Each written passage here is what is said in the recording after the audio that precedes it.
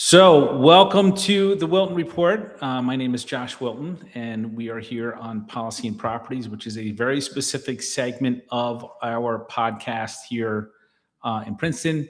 And we talk all about policies that affect homeowners in here in Mercer County. So, the question tonight is, could Cranbury farmland become housing?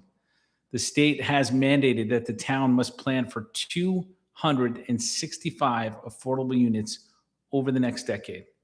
Tonight, we're breaking down what's actually happening and what it can mean for real estate agency here, Cranbury residents. Welcome to the Wilton Report in Central New Jersey. I've literally helped thousands of people buy and sell real estate here in Mercer County, Middlesex County, Somerset County, which has given front seat on how local policy impacts homeowners, buyers, and long-term investment decisions. So let's jump in. Cranbury, New Jersey. So if you've never been to Cranbury is one of my favorite towns. I will give a shout out to George's Restaurant. It is a great restaurant owned by a great family. Cranbury is the town that time forgot, meaning it's got the quintessential cute little downtown. It's got a K through 8 school, which is one of the best K through 8 schools in the state. It's sort of like just unchanged. I mean, there's obviously been new development. The main street is definitely a historic district, and the houses are I'm not a huge fan of historic districts, as we all know, but the houses are beautiful. It just is the place that time forgot in Cranbury, New Jersey. However, fourth round calculations for the affordable housing law, which was codified into law in 2024 by then Governor Murphy, but this has been going on since 1975, since the Mount Laurel decision.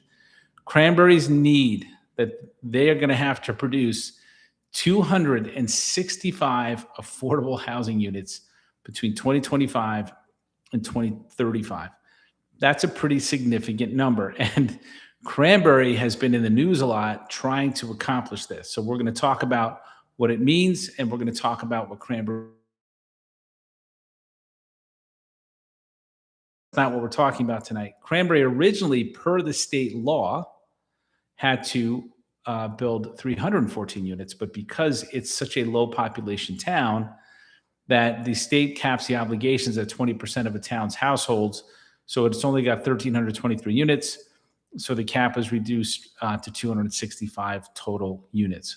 So that's what's coming down the pike for Cranbury, New Jersey, 265 more units. So one of the things that they're planning is a 130-unit, 100% affordable housing project.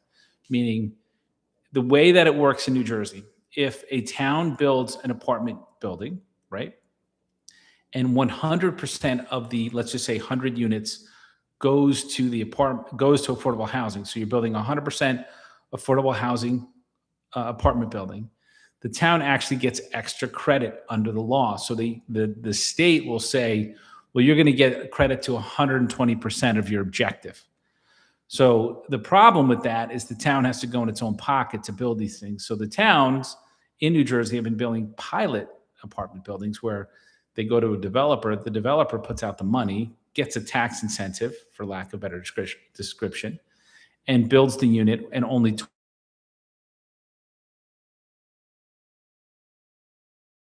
goes to affordable housing, 80% goes at market rate. So Cranbury is taking the approach that we're going to do a 130-unit affordable housing project, right?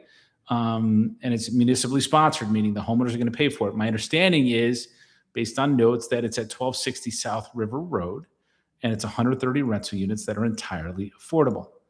So the site has replaced other locations in the housing plan after negotiations and legal challenges and public outcry.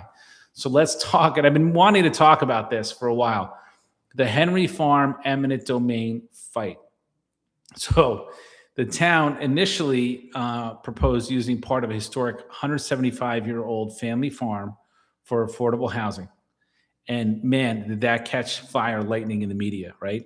So what the town said was, we're going to take over this farm by eminent domain, which means that municipalities and the state and the government can take over a property and use it to, for lack of a better description, the greater good. So basically they explored eminent domain to take part of the property.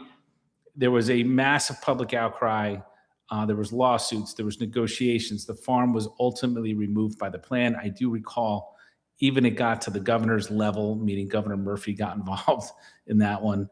Then Governor Murphy got involved in that one. So the township shifted development from the Henry Farm to another site. I will say, like, watching that from here in Mercer County, that was one of the more higher profile affordable housing, I'll use the word fights or confrontations in the state of New Jersey. Milburn, I think, still leads the pack, but Cranbury was a pretty close second. I am against eminent domain. I think private property uses the word private for a reason, so I'm glad that the town found an alternative method. So the township has settled with the affordable housing mandate. So they've reached agreement with multiple parties. So the Fair Share Housing Center had challenges to the initial plan, and the court program concluded the settlements provide a reasonable and fair opportunity for Cranbury to meet its obligations, meaning that this new plan satisfies the Fair Share Housing Center, satisfies people who might otherwise litigate the plan in court. And again, keep in mind, Cranbury has, again, there's new developments, Cranbury, there's 55 plus, there's townhouses, but it does feel somewhat unchanged. There's a lot of farmland, there's a lot of open land, et cetera. And, this is, people are afraid like this is going to be a jolt to the system. I don't think so. I think it'll be a nothing burger like most things.